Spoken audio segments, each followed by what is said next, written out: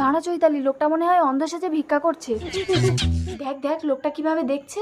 আমাদের স্বামীরা এখন বাড়ি নেই, তুমি যাও। লীলাদি, লোকটা অন্ধ কিনা আমি এক্ষুনি প্রমাণ করে নিচ্ছি। লোকটাকে ঘরে ঢুকে আমার গায়ে সব কাপড় খুলে ফেলবো। লোকটা যদি অন্ধ হয় তাহলেও কিছুই দেখতে পাবে না। তারপর ওকে ভিক্ষে দেবো, নইলে কিন্তু আমাদের স্বামীরা ভীষণ বকবে। এই যে ঘরে উঠে এসো। কোথায়, কোন দিকে? ভেতরে এসো।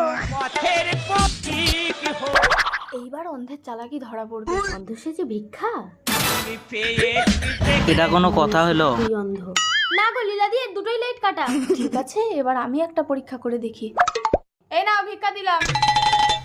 এই, তুমি আমার ব্যাগ থেকে চাল তুলে নিলে কেন? তুমি কি আন্দাজে বলছো নাকি? আন্দাজে কেন বন্ধুরা, বলবো? আপনারা আমি নিজের সাবস্ক্রাইব চোখে করে দেখেছি। দিন। তুমি চোখে দেখতে পাও? হ্যাঁ।